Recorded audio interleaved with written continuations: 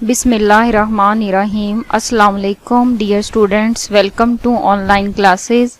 Myself Shabana Kausar, working as subject specialist chemistry at Divisional Public School and Inter College Sahiwal. Today I am going to teach you a topic from chapter number 5, Physical States of Matter. Learning objectives.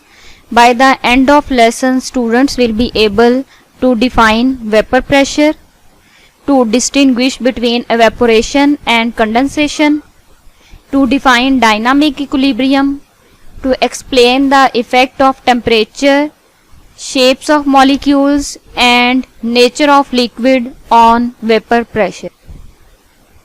In previous lecture, you have studied about evaporation and the factors affecting evaporation. What is evaporation? Evaporation is a process in which liquid molecules are converted into vapors.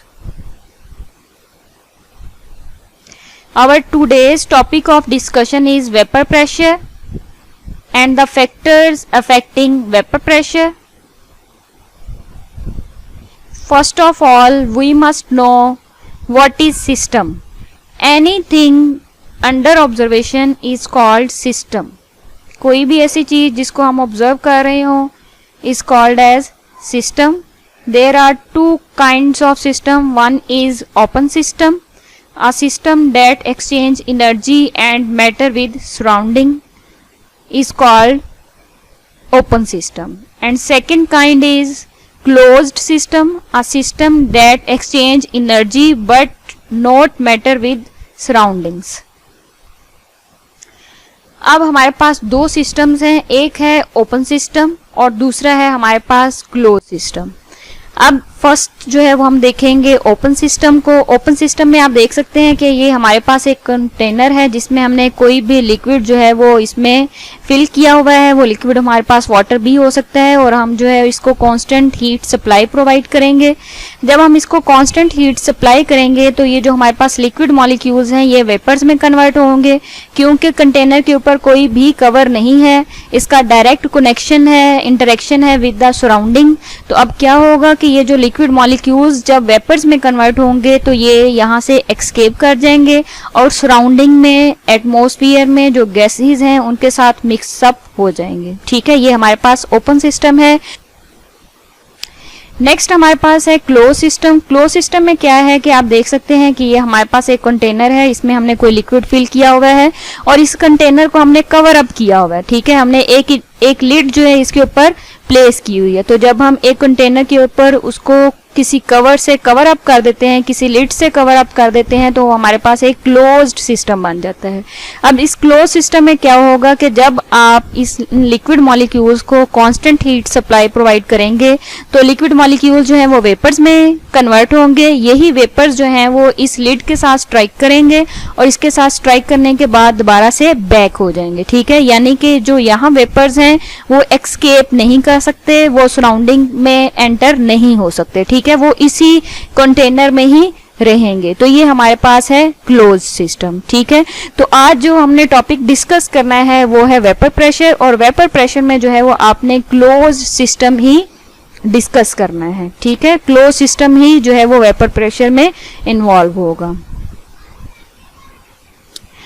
तो अब यहाँ हमारे पास दो processes हैं, एक है evaporation और दूसरा है condensation.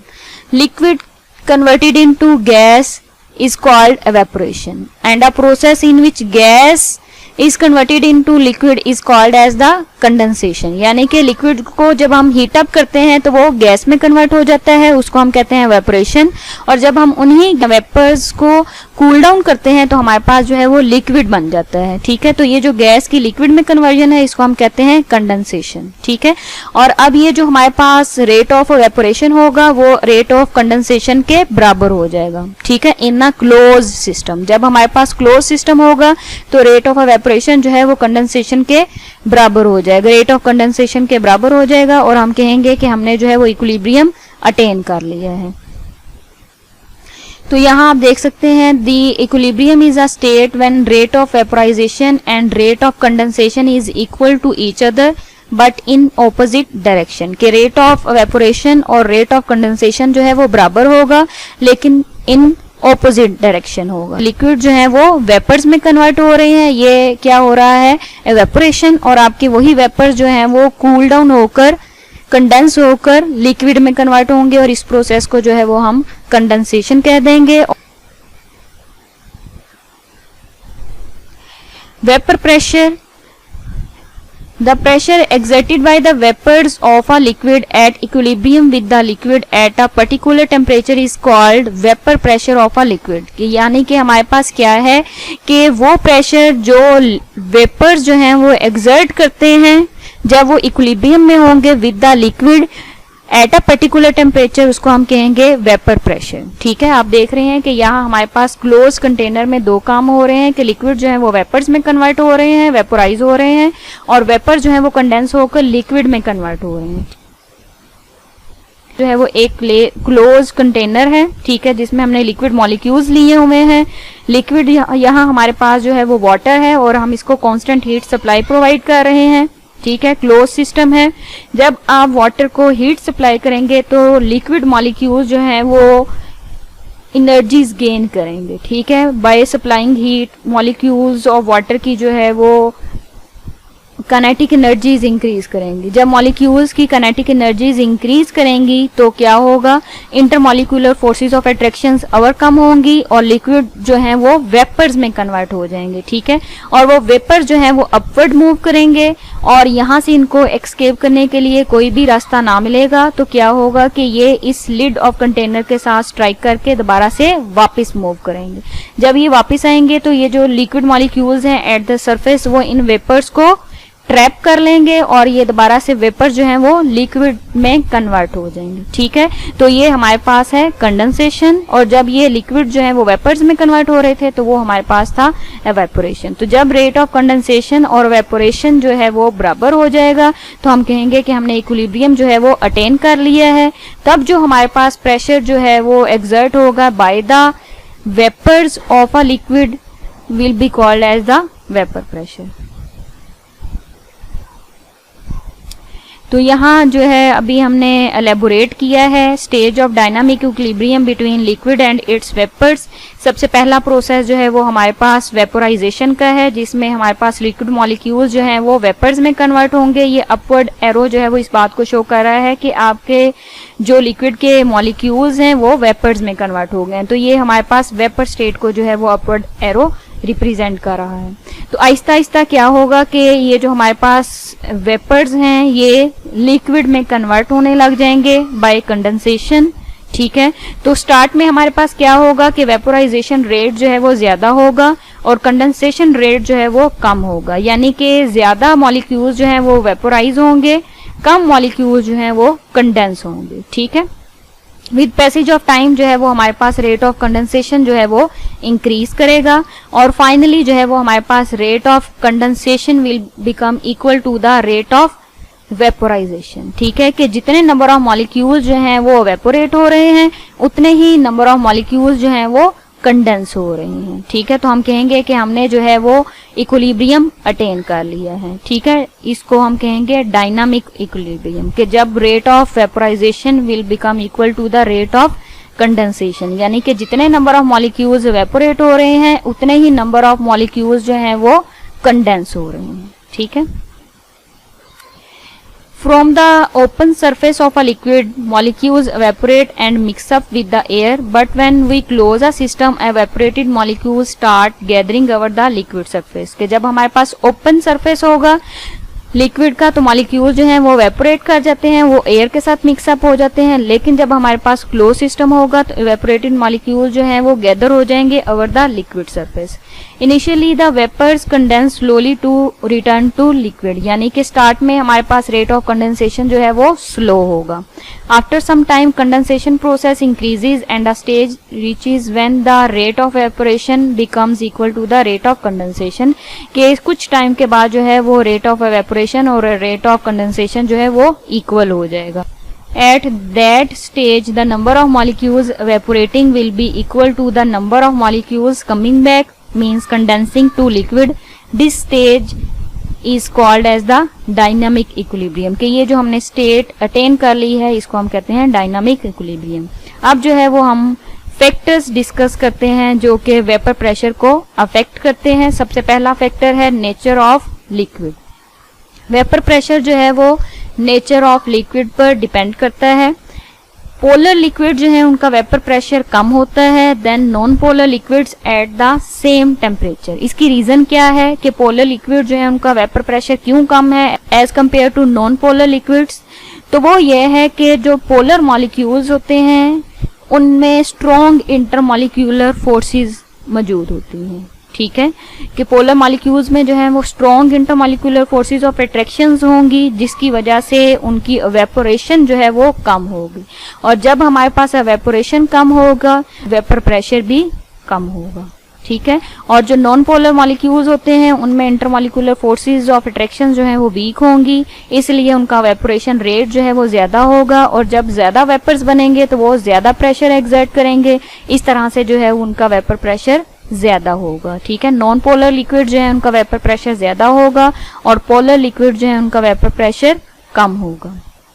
For example water has less vapour pressure than that of alcohol at same temperature, कि वाटर जो है उसका वेपर प्रेशर कम होता है क्योंकि वाटर में strong intermolecular forces of attractions होती हैं, स्ट्रॉन्ग हाइड्रोजन बॉन्डिंग होती है between the liquid molecules, means between the molecules of water। तो इस वजह से जो है इसमें evaporation कम होगी, इसका वेपर प्रेशर कम होगा। ठीक है, उसके बरक्स अल्कोहल में जो है वो weak intermolecular forces of attractions हैं। जब अल्कोहल में weak intermolecular forces of attractions होंगी तो उसका वेपोरेशन जो है प्रोसेस ज्यादा होगा और ज्यादा वेपर्स बनेंगे और उसका वेपर प्रेशर भी ज्यादा होगा as compare to the water which have strong intermolecular forces of attraction. Next factor है हमारे पास size of molecules. Small sized molecules can easily evaporate then big sized molecules, कि स्मॉल साइज मॉलिक्यूल जो है वो इजीली एवेपोरेट होते हैं then big sized molecule. Hence small size molecular liquids exert more pressure, कि जब हमारे पास small size molecules ज्यादा evaporate होंगे, उनके ज्यादा वेपर्स बनेंगे तो वो ज्यादा प्रेशर जो है वो exert करेंगे। ठीक है, इस तरह से small size molecule जो है वो उनका वेपर प्रेशर ज्यादा होगा as compared to big sized molecules। इसमें हमें एग्जांपल दी गई है हेक्सेन की C6H14 has small sized molecules as compared to decane C10H22। अब हेक्सेन जो है ये स्मॉल साइज मॉलिक्यूल्स होते हैं इसके, और डिकेन जो है इसके बिग साइज मॉलिक्यूल्स होते हैं। तो डिकेन जो है इसका वेपर प्रेशर कम होगा और हेक्सेन जो है उसका वेपर प्रेशर ज्यादा होगा। ठीक है, कि जो हेक्सेन है वो रैपिडली इवेपोरेट होगा और जब ये रैपिडली इवेपोरेट होगा तो ज्यादा वेपर प्रेशर जो है वो एक्सर्ट करेगा as compare to the decane which has large sized molecules. Last factor जो है वो हमारे पास है टेम्परेचर। टेम्परेचर का जो है वो डायरेक्ट रिलेशनशिप है with the vapour pressure.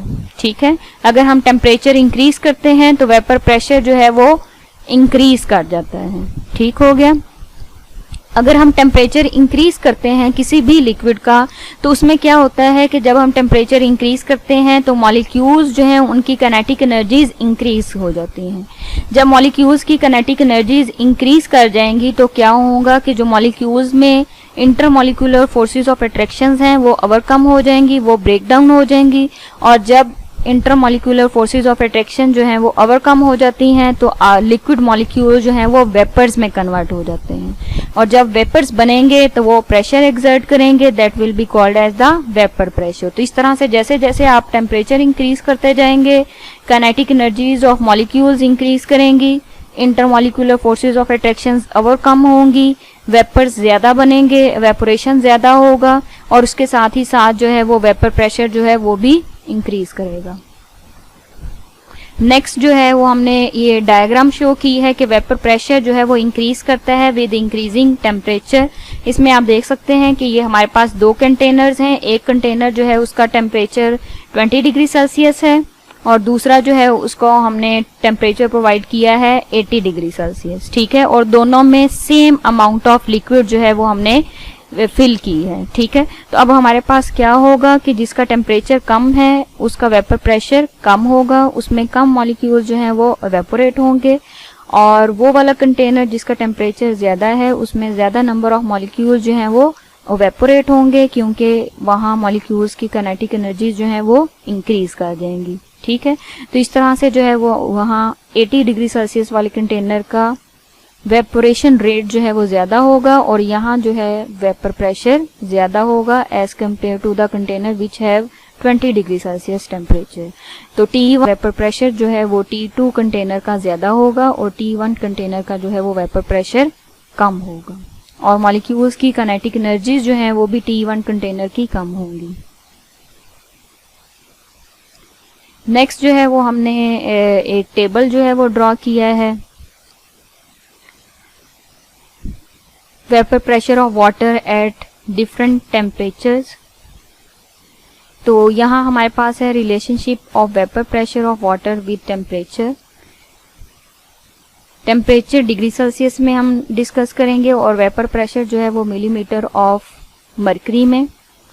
0 degree Celsius temperature पर वाटर का वेपर प्रेशर होगा 4.58, 20 डिग्री सेल्सियस पर 17.5, 40 डिग्री सेल्सियस पर 55.3, 60 डिग्री सेल्सियस पे 149.4, 80 डिग्री सेल्सियस पे 355.1 मिलीमीटर ऑफ Hg, और 100 डिग्री सेल्सियस पर 760 मिलीमीटर ऑफ Hg जो है वो वेपर प्रेशर होगा वाटर का। इसका मतलब यह है कि जैसे जैसे हम टेम्परेचर जो है वो इंक्रीज करते जाते हैं तो मॉलिक्यूल्स की काइनेटिक एनर्जीज इंक्रीज होने की वजह से उनका वेपर प्रेशर जो है वो भी इंक्रीज करता जाता है, ठीक है। 0 डिग्री सेल्सियस पे जो है वो हमारे पास 4.58 millimetre of Hg vapour pressure है वाटर का, जबकि 100 डिग्री सेल्सियस पर 760 मिलीमीटर ऑफ Hg जो है वो वेपर प्रेशर होगा वाटर मॉलिक्यूल्स का।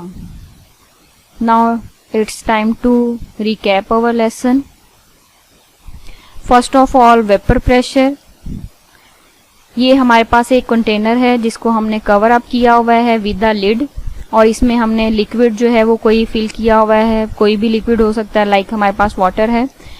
When there is a lid on the container, the gas phase molecules are trapped. They are vapors and the vapor create a pressure. कि जब हम closed system लेंगे तो हमारे पास जो है वो वेपर्स बनते हैं, और वही वेपर्स जो है वो प्रेशर एक्सर्ट करते हैं, और उस प्रेशर को जो है वो हम वेपर प्रेशर कहते हैं।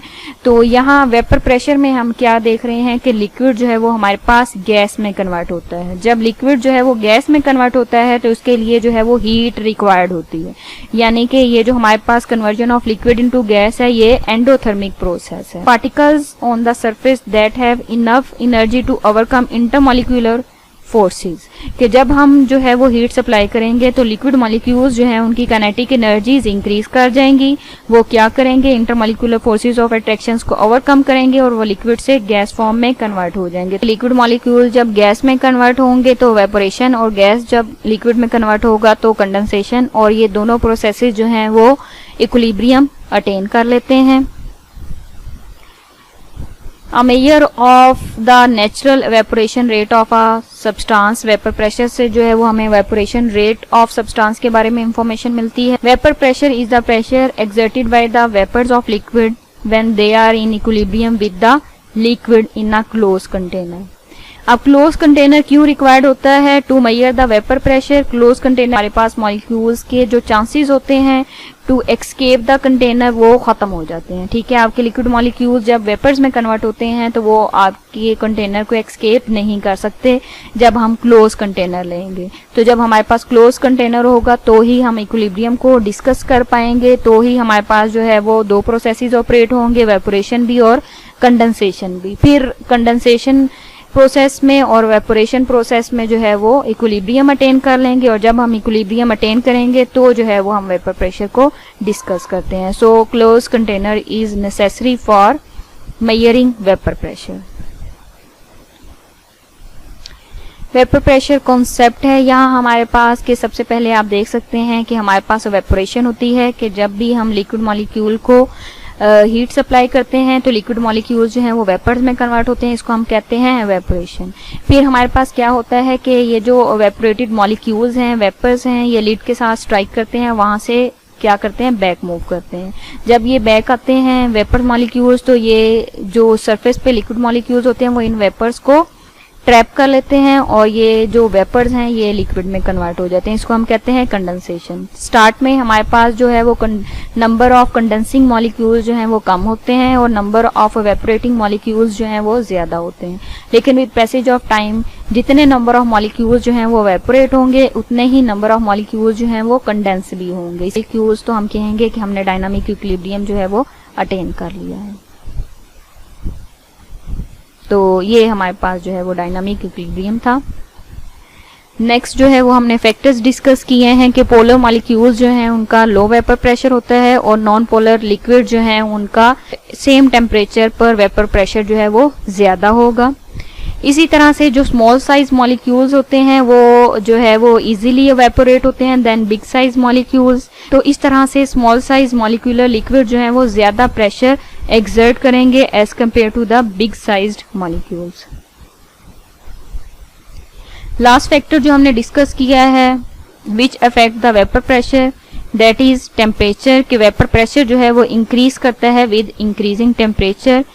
20 डिग्री सेल्सियस पे जो है वो रेट ऑफ वेपोरेशन कम होगा, 80 डिग्री सेल्सियस पे रेट ऑफ वेपोरेशन जो है वो ज्यादा होगा, यानी कि ज्यादा नंबर ऑफ मॉलिक्यूल्स जो हैं वो वेपर्स में कन्वर्ट होंगे। तो यहाँ आप देख सकते हैं कि वेपर्स में जो मॉलिक्यूल्स कन्वर्ट हो रहे हैं वो ज्यादा हैं और ये जो 20 डिग्री सेल्सियस टेम्परेचर है इसमें नंबर ऑफ मॉलिक्यूल्स वेपोरेटिंग है वो कम है।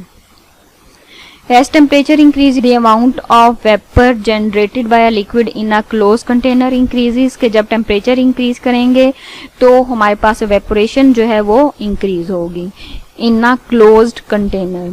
This occurs because as the liquid gains kinetic energy, the molecules can overcome the intermolecular forces of attraction that are prevalent in the liquid phase. के हमारे पास जब हम temperature increase करते हैं मॉलिक्यूल्स की काइनेटिक एनर्जीज इंक्रीज करती हैं, intermolecular forces जो हैं वो ओवरकम होंगी, ठीक है, मॉलिक्यूल्स के आपस के जो इंटरेक्शंस हैं वो ब्रेकअप होंगे और लिक्विड मॉलिक्यूल जो हैं वो वेपर्स में कन्वर्ट हो जाते हैं और जब वेपर्स बनेंगे तो वो प्रेशर एक्सर्ट करेंगे which will be called as the vapour pressure. Assignment, ये आपने क्वेश्चन जो है वो सॉल्व करने हैं। What is vapour pressure, what do you mean by condensation, why is vapour pressure higher at high temperature, why is the vapour pressure of water higher than that of alcohol, and the last question, what do you mean by dynamic equilibrium? Thank you so much. Jazakallah. Stay blessed.